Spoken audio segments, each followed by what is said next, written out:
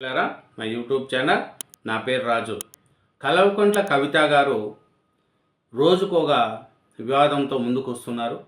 బీఆర్ఎస్పై ఆయన తిరుగుబాటు ఇప్పటికీ చేస్తూనే ఉన్నారు. ఆయన ఏమి పరిస్థితి ఏమి అని చూసుకుంటే నాపై అనుచిత వ్యాఖ్యలు చేస్తున్నారు. ఒక ఆయన పెద్ద నాయకుడు నన్ను ఎలాగలాగే మాట్లాడుతున్నారు, ఆడబిడ్డ అనేది కూడా చూడకుండా నా మీద చేస్తున్నారు అనేది కవిత గారు చెప్తున్నారండి. ఈ కవిత గారు ఏం మాట్లాడుతున్నారు ఏమి అంటే, ఇంటి ఆడబిడ్డని చూడకుండా నా మీద నీచంగా వ్యాఖ్యలు చేయిస్తున్నారు. తాత్కాలికంగా సునకానందం పొందొచ్చు, అన్నీ వారికే తిరిగి కొట్టే సమయం వస్తుంది. ఇంకో లిల్లీ పుట్టు నాయకుడు నా గురించి ఆమె ఎవరు అంటూ మాట్లాడుతున్నారు. నల్లగొండ జిల్లాలో బీఆర్ఎస్ నాశనం చేసిన ఆయన్ను ప్రోత్సహించింది ఎవరు ఆలోచించాలి. మరోసారి ఎమ్మెల్సీ కవిత సంచలన వ్యాఖ్యలు కూడా చేస్తున్నారండి. నేరుగా పేర్లు ప్రస్తావించకుండా కేటీఆర్, జగదీష్ రెడ్డిలపై తీవ్ర విమర్శలు చేస్తున్నారండి కవిత గారు. కవిత గారు ఏమంటున్నారంటే, నా మీద కొందరు నాయకులు కావాల్సిందే విమర్శలు చేస్తున్నారు. కవిత గారంటే ఎవరు అనేది కూడా కొంతమంది మాట్లాడుతున్నారు. ఏమి ఇది అనేది కూడా మాట్లాడుతున్నారు. ఏమో చేసే ఈ మీడియా సమావేశంలో ఆవేదన చెందుతుందండి. నేటి నుంచి 72 గంటలు నిరాదీక్ష చేస్తా అని కవిత గారు అంటున్నారు. దీని మీద మన కేసీఆర్ గారు ఫామ్ హౌస్లో పార్టీ నేతలతో కేసీఆర్ భేటీ అయ్యారండి. కాళేశ్వర కమిషన్ నివేదికపై ప్రభుత్వం ఎలా వివరిస్తుందని దానిపై చర్చ. కవిత వ్యవహారం కూడా వాళ్ళకు తలనొప్పిగా మారింది.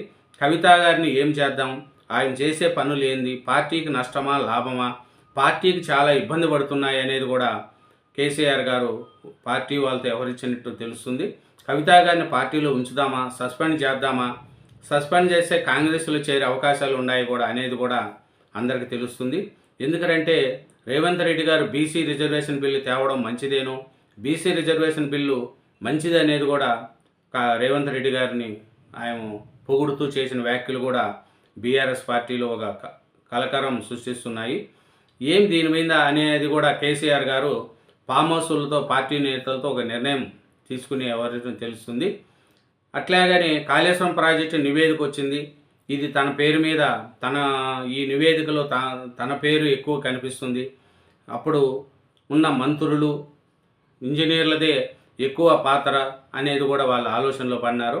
ఈ కాళేశ్వరం ప్రాజెక్టు గురించి ఏం చేద్దాం, కవిత గారి గురించి కూడా ఏం చేద్దాం అనేది కూడా ఫామ్ హౌస్లో పార్టీ నేతలతో కేసీఆర్ గారు భేటీ అయ్యారండి. నేడు కన్నెపల్లి పంప్ హౌస్ సందర్శనకు కూడా బీఆర్ఎస్ నేతలు వెళుతున్నారంట. దీని మీద ఏం పరిస్థితి అనేది కూడా చూద్దామండి. బీఆర్ఎస్లోని పెద్ద నాయకుల తీరుపై కొన్ని నెలలుగా అసంతృప్తి వ్యక్తం చేస్తూ వస్తున్న పార్టీ ఎమ్మెల్సీ తెలంగాణ జాగృతి అధ్యక్షురాలు కల్వకుంట్ల కవిత మరోసారి సంచలన వ్యాఖ్యలు చేశారండి. నేరుగా పేర్లు ప్రస్తావించకుండా పరోక్షంగా బీఆర్ఎస్ వర్కింగ్ ప్రెసిడెంట్ కేటీఆర్, మాజీ మంత్రి జగదీష్ రెడ్డిలను ఉద్దేశించి తీవ్ర ఆరోపణలు గుప్పించారు.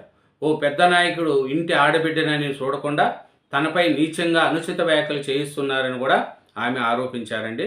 పెద్ద నాయకుడు అండతో సొంత పార్టీ నేతలే తనను ఇబ్బంది పెడుతున్నారనేది ఇవన్నీ ఆసామాసిగా జరుగుతున్నాయండి. చూస్తే కేసీఆర్ బద్ధచిత్రుల మాటలే ఆమె మాట్లాడుతున్నారు. నేను కనీసం గెలిచా, కొందరు గెలవలేదు కదా. ఎమ్మెల్సీ కవితపై జగదీశ్వర్ రెడ్డి విసురులు చేస్తున్నారండి. జగదీశ్వర్ రెడ్డి గారు ఏమంటున్నారంటే, కేసీఆర్ భద్రశత్రువులు మాట్లాడే మాటలే ఆమె మాట్లాడుతున్నారు, నేను గెలిచాను, ఆమె గెలవలేదు కూడా అని మన జగదీశ్వర్ రెడ్డి గారు కవిత మీద వ్యాఖ్యలు చేస్తున్నారండి. ఈ కవిత మీద గారు వ్యాఖ్యలు చేస్తూ ఉంటే చాలా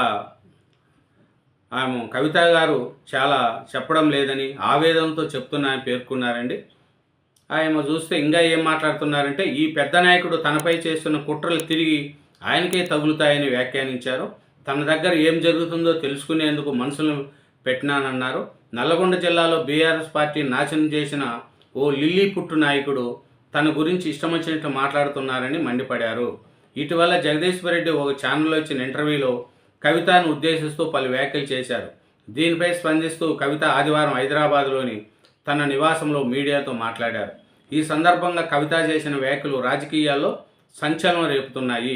మీడియా సమావేశంలో కవిత చేసిన వ్యాఖ్యలు ఆమె మాటల్లోని ఇక ఏం చెప్పాలన్నా నా బాధ, కొందరు నాపై అనుచిత వ్యాఖ్యలు చేస్తే ఒక ఆడబిడ్డగా భావించి యావత్తు తెలంగాణ బాధపడుతుంది. అనేక మంది ఎక్కడెక్కడ స్పందించారో ఏమైందో ఏమో కానీ బీఆర్ఎస్ పార్టీలోని అన్నదమ్ములు మాత్రం స్పందించలేదు. దీని వెనుక బీఆర్ఎస్కు చెందిన పెద్ద నాయకుడు ఒక హస్తం ఉంది. అందుకే పార్టీ నాయకులు ఎవరూ స్పందించలేదని బలంగా నమ్ముతున్నాను. ఆ కుట్రలు చేసిన పెద్ద నాయకులు నా దగ్గర ఒక 10 మందిని పెట్టి నా చుట్టూ జరిగే అంశాలు సమాచారాన్ని ఎప్పటికప్పుడు తెలుసుకుంటూ చావు తెలివితేటలు ప్రదర్శిస్తున్నారు. కానీ బాగా పెద్దగా ఉన్న నాయకుడికి అర్థం కావాల్సింది ఏమిటంటే ఇక్కడ ఏం జరుగుతుందో కూడా నాకు సమాచారం వస్తూనే ఉంటుంది. మీరు ఏ సమయంలో ఎవరిని కలిశారు, నా మీద వ్యాఖ్యలు చేయడానికి ఎవరిని ప్రోత్సహించారు, మీరు ఎంత కిందకు దిగజారి ఒక ఆడబిడ్డ మీద ఇటువంటి వ్యాఖ్యలు చేయిస్తున్నారని నేను గమనిస్తే ఉన్నా. ఇవాళ మీరు తాత్కాలికంగా సునకానందం పొందొచ్చు, కానీ దేవుడు ఉన్నాడు. ఖచ్చితంగా అది మీకు తిరుగు కొట్టే సమయం వస్తుంది. ఇంకా రెండోది, ఒక లిల్లీపుట్టు నాయకుడు నల్లగొండలో బీఆర్ఎస్ నాశనం చేసిన ఆ లిల్లీపుట్టి నాయకుడు ఆమెవరు అని నా గురించి మాట్లాడుతూ ఉంటే ఆయన్ను ప్రోత్సహిస్తుంది ఎవరో ప్రజలు ఆలోచించాలి. ఎప్పుడూ ప్రజా ఉద్యమం చేయలేదు ఆయన. కేసీఆర్ లేకపోతే ఆయన ఎవరు?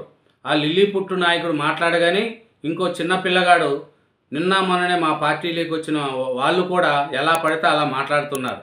చిన్న పిల్లగాడివి ఉండు బాబు కవితపై వ్యాఖ్యలు చేసిన కార్తీక్ రెడ్డిని ఉద్దేశిస్తూ పెద్దవాళ్ళ విషయంలో తలదూర్చుకో, నీ వెనకాల చాలామంది ఉన్నారని అనుకుంటున్నావేమో, వాళ్ళ సంగతి కూడా ప్రజల్లోకి వస్తుంది. సీఎం రమేష్ ఎందుకు వ్యాఖ్యలు చేశారో నాకు తెలియదు. ఆయన వ్యాఖ్యల వెనుక నేను కేసీఆర్కి రాసిన లేఖ లీక్ అవ్వడానికి సంబంధం ఉందన్నారు.